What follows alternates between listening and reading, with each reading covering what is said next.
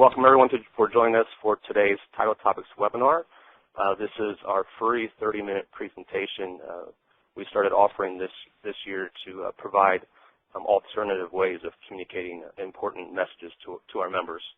I'm Jeremy Yohe, ALTA's Director of Communications. And joining me for today's webinar, we have John Arcidiacono, Senior Vice President of Marketing for Stewart Title Guarantee Company, and Karie Cortes-Costa. She is the Online Content and Website Director for Stewart.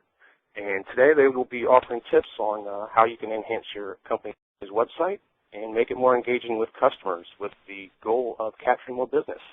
John and Karie, thanks for joining us today. Great, thank you, Jeremy. Yes, we appreciate you inviting us to talk to your constituents. Yep, thanks. Before starting, just wanted to highlight a couple of housekeeping items. If at any time you have a question, please use the chat box in the lower right-hand corner of your screen, and we will hold some time at the end of the discussion to address any questions. And as an added benefit, today's presentation will be available for download at alta.org/title topics. And again, that is alta.org/title topics. And with that, I will turn the conversation over to John and Karie. Great, Jeremy. Thank you very much. First of all, thank you for including us in this. We're happy to be here. Happy to be talking with the agents out there that are members of ALTA. The purpose really of this call is to help you guys understand and hopefully improve your web presence.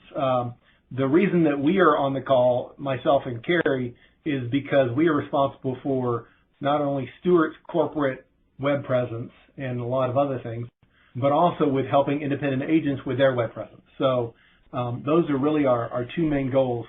Karie is responsible for all of our web presence, especially on the corporate side for Stewart, and then also with the team that supports our agents and their web presence. Karie is the subject matter expert here, and she's going to be doing the majority of the presentation. I'm here to add support, honestly, and that's it.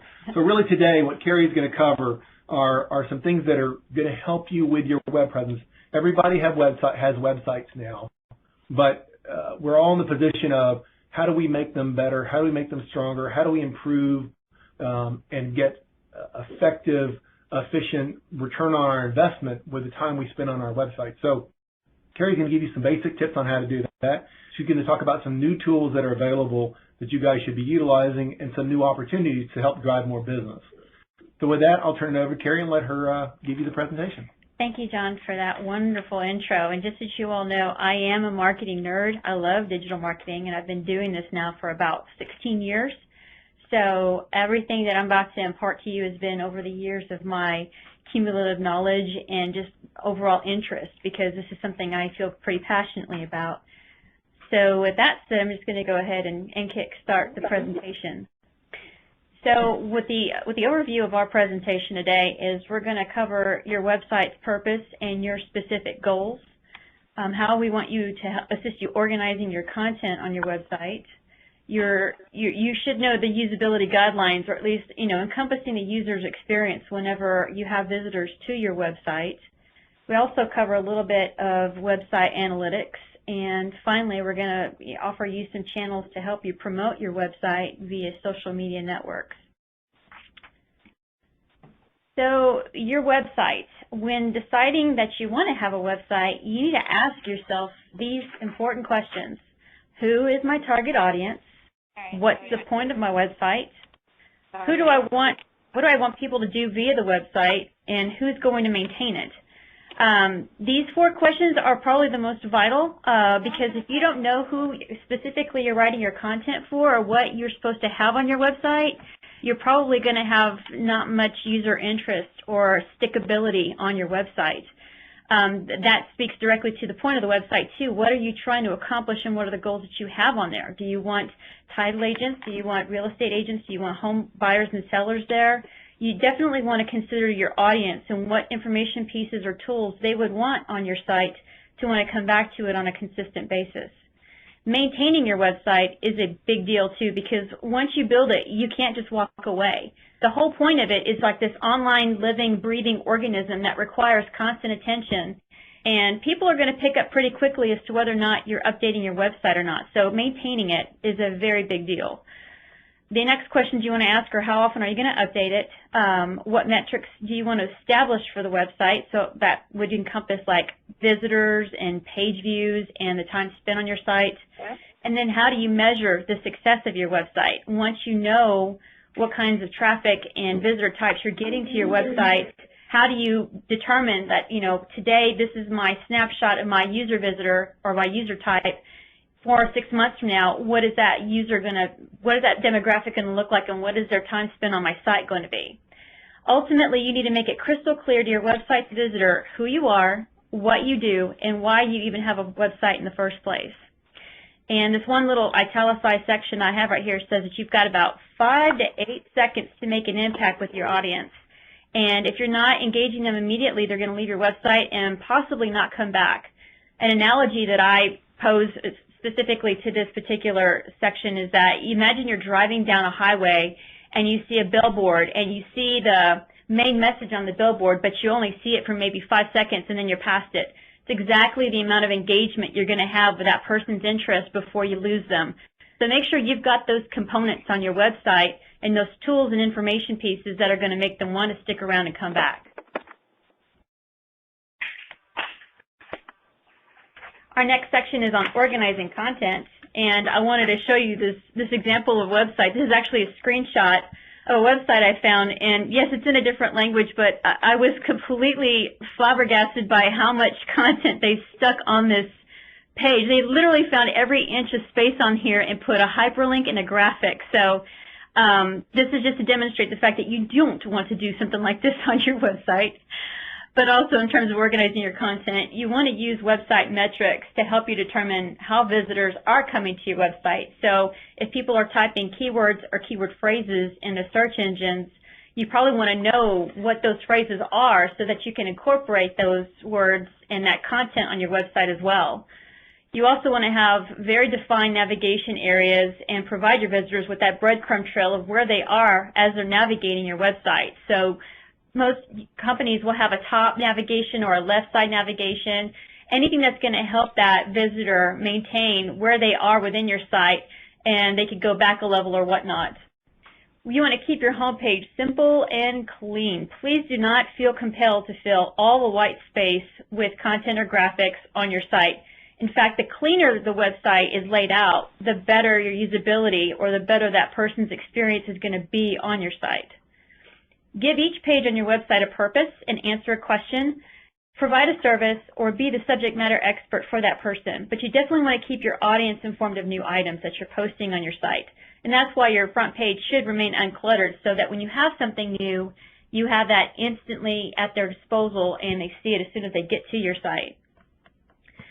Another predominant piece you want to keep in mind is a call to action area. These are what we call in marketing speak is those are those areas on the website we're trying to get you to do. So if you're on a landing page and I'm giving you bulleted content about my great value proposition, probably to the right of those bullets is going to be some big button in a different color than the rest of the site. That's the action item. It's either going to be submit now or sign up now or buy now. You've seen those on all kinds of websites. You've probably worked on those as well, but yes, that's basically what you want to provide for your website visitors on your site, is to give them something to do within your site. You also want to provide value to your online visitor via informative content. You want to maybe put on a rate calculator or a net sheet, and you also want to provide online dictionaries. So if you've got a home buyer or a home seller on your website and they don't know what the process is of a closing, or they don't understand some of the real estate terms that they're reading about in their paperwork, it's probably good to have that information on your site. You're giving them value, and you might want to make them come back to you. But always keep in mind that your audience is voluntarily there, that they're interested in self-service, that they are goal-oriented, so they're there to actually serve a purpose. They are in control. They don't have to stay on your site, and they can leave at any moment. and they are vocal and influential. So if they don't like your site, or if they disagree very vehemently about something on your site, they're going to let others know about it. Conversely, if they've got a very good user experience on your site, they'll probably share that information as well. So let me elaborate on something Karie just said. So content is extremely important, but the content needs to not be about what you think your customers want, but about what they really are interested in and the services that you offer. So what are the things that make you different, and what are the things that are going to be relevant to your target audience, whether it's a realtor or a lender or a builder or an attorney, depending on where you are and who you call on. You need to be providing them the content and the access to the content, the information, the order entry, the net sheets, whatever it may be that they are interested in that is relevant to them. It's not about you, it's about them, and providing them that kind of content on their website. Absolutely, and I'm going to go into that detail a little bit more too later on. So that's about organizing your content and writing content or displaying the content so that it makes sense to the end user. And here is our next section we're going to be talking about is the usability guidelines and the things to keep in mind when you have your website. We talked about pretty prominent call to action pieces and the clean, non-cluttered layout, and I just happened to be on the Prudential website today, and I took this screenshot so that I could share it with y'all. Here they talk very clearly about their mutual funds. They've got, you know, very wide-looking screen. They've got the breadcrumb trail. They've got information about their mutual funds, but you notice the content is very succinct. They don't have paragraph upon paragraph about what they offer. They're using keywords. They've got very short sentences. They've got very clear, defined headlines and paragraph headers that explain what they have to offer. And if you look on the far right side, there are two call to action items, which is to find a financial professional or to log into your account. So very clearly defined areas of how they want you to navigate through the site. So this is exactly what you want to keep in mind when you're trying to develop or relay out your site. Or if you've got any method for improvement on it, you should always take it to the next level. But what it comes down to for usability is don't make the user think. Make your action items clear and deliberate. Some other usability guidelines I have to offer you are to remember who the focus is of your website. So when this was something that John was just talking about a few minutes ago, was when you're writing your content, always focus on the person who's visiting your site. You could say, we are XY Title, and we offer title insurance and escrow services, but we are here to serve you. If you have an immediate need, you are the most important aspect of our business. You don't just always say we. You turn the tone of the content towards the visitor. Make them feel like they're a part of something special. Make them feel like they are welcome on your website. And if you have that tone and that level of content on your site, you're going to engage that visitor, and they'll definitely be compelled to want to come back to you. And I've also included here 8 usability checkpoints that I got from a great blog called Smashing Magazine, and I've given you the URL at the bottom of the screen here. You don't want to use pop-ups. Those are those windows that, you know, consistently are just opening up across your screen. They interrupt the browsing session of the visitors, and they sometimes require an instant feedback. And just respect your visitors in the long run and keep them to a minimum. I understand that some people use pop-ups specifically when you have referencing information on your website to an external party. That's typically not a big deal, but when every single aspect of your website is opening in a new window, you probably want to minimize that. You also don't want to change the user's window size. The same argument here is about what pop-up holds is that some browsers, like IE, save the browser dimensions and use them for future browser sessions. So if you've got a very small window that you open at first, then it's going to remember that small window size, even though you've got a lot of content that's trying to load within it. Another point is don't use too small font sizes, and there are a lot of our older constituents and visitors who are aging, and you don't want to have that really kind of hip-looking content that's in this special font that no one can read because it serves you absolutely no purpose. So make sure that everything is very clear, that people can read what's on your site, and that they don't have to have any kind of like magnet or magnifier on their website to help them read what you have to say. Then this is also true for links and for buttons and for search boxes or any other elements on your site. Just make sure that things are very legible to the end user. Number 4, you don't want to have unclear link text. What I say here is whenever you have like a link within your content that says click here or is not very clear what's going to happen when somebody clicks on that link to go to the next page. You want to make it as unambiguous as possible. That way they feel like they're participatory within the navigation of your site. You don't want to have too many dead links either. And these are the most common cause of frustration with website visitors is that they click on something and they're going to a page not found or a 404 error. Just make sure that all your links are consistently updated. And number 6 is you have don't have much animation on your website. It drives me insane personally whenever I go to a website and I see 2 or 3 moving parts on a website. It's distracting.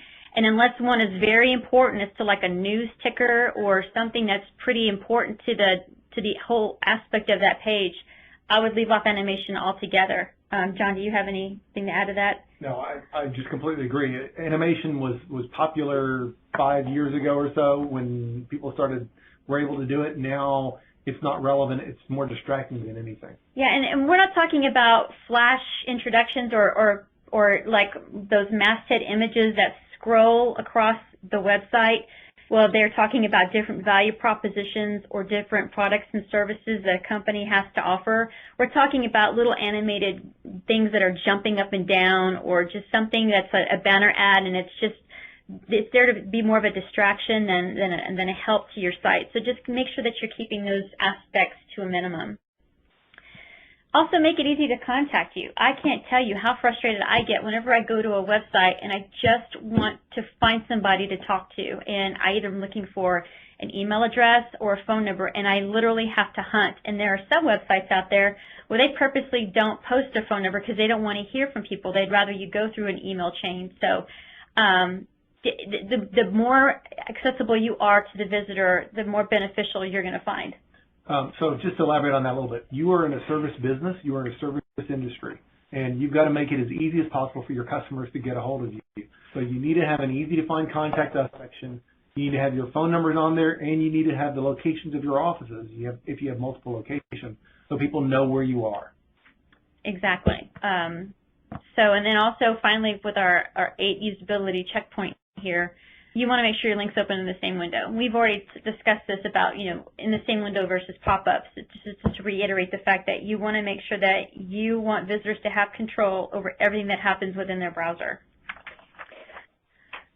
So for our next slide, we're going to talk about website analytics. And here is a snapshot of the Google dashboard that we've set up for Stewart.com. The beauty about setting up analytics for your site and understanding your demographic is that you're going to see how well your site is performing. You have no idea if you should run a campaign or if you are already hitting the mark unless you know to this day and this hour who's visiting your website, how long they're on your website, and which pages they're going to. If you notice a predominant amount of people are going to this one page, it's a real estate dictionary, you maybe want to put a call out on your homepage about it and get more people to that as well. Just certain things that you need to keep in mind whenever you're working on your website. Again, it's a living, breathing animal, and you can't just ignore it. If you also have on your contact page hardly any hits to it, maybe it's not as accessible as you think it is to get to. So if you're not familiar with analytics as a whole, I highly recommend Google. The Google Analytics is free. You do not have to pay for it at all.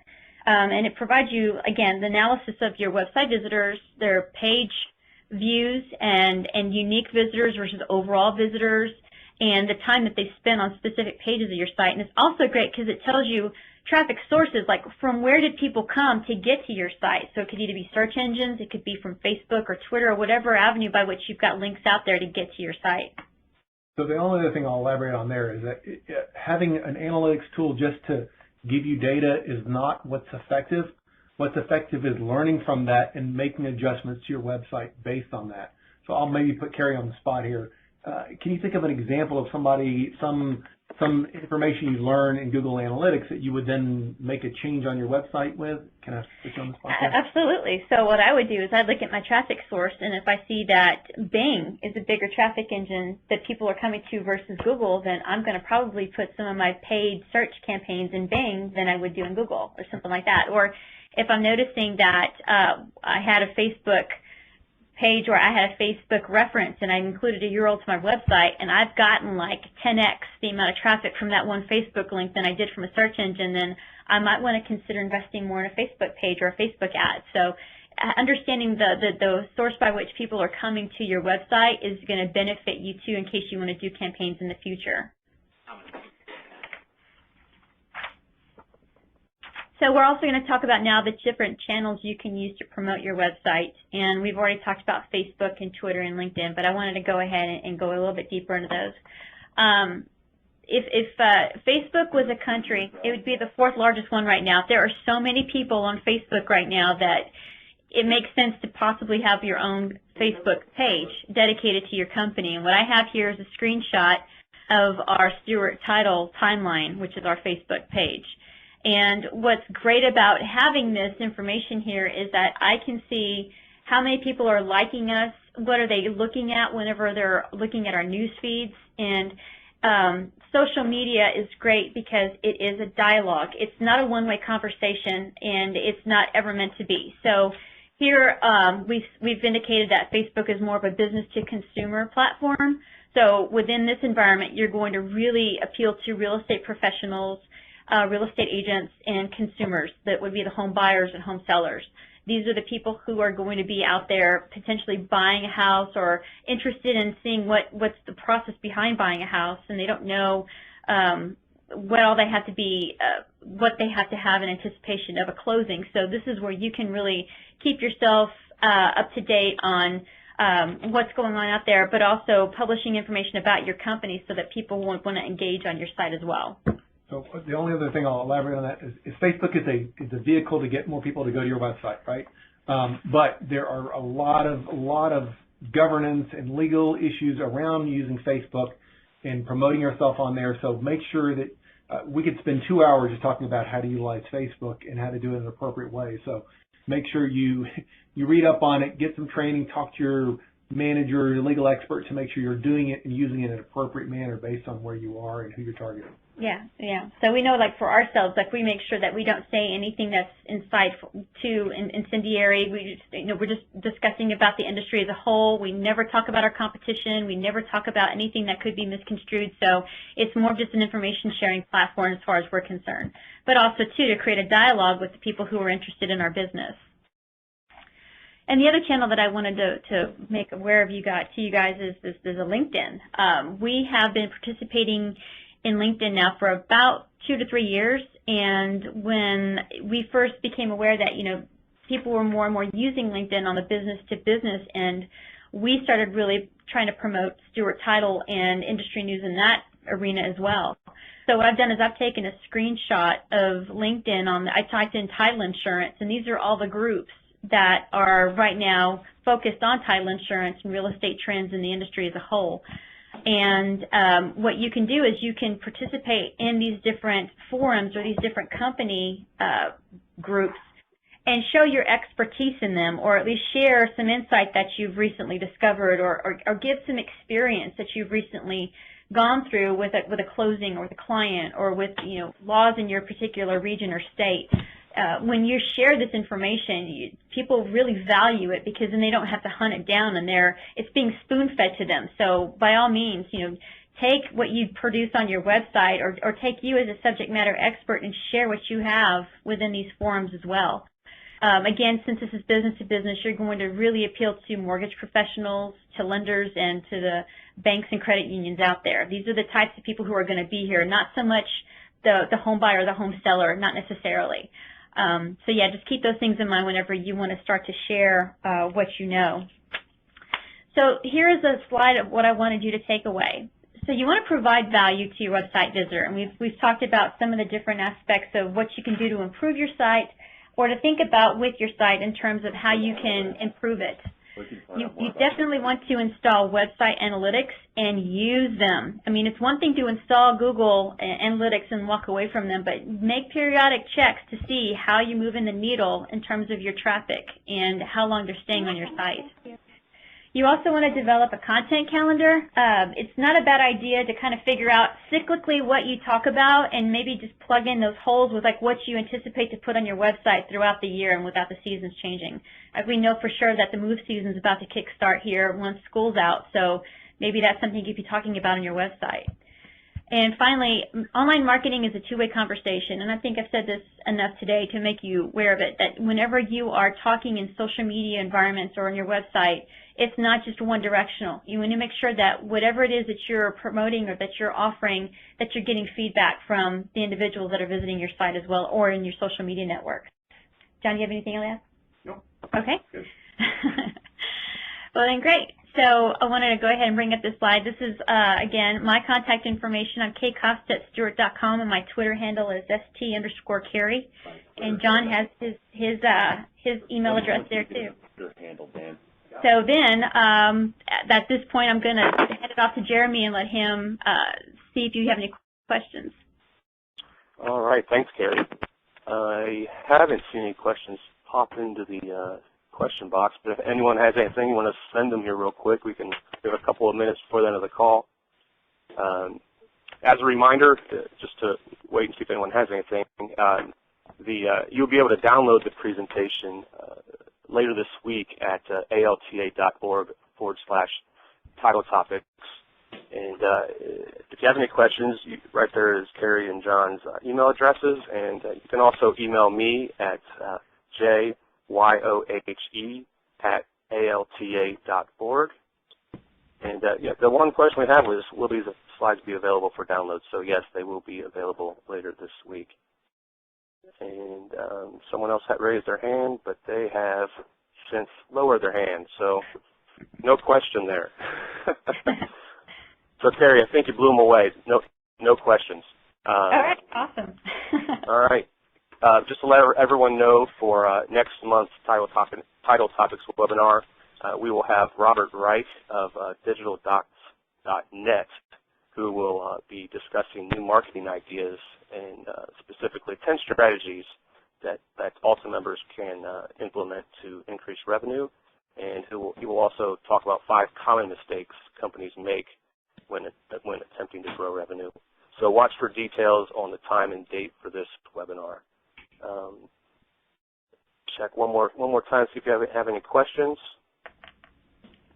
Powder.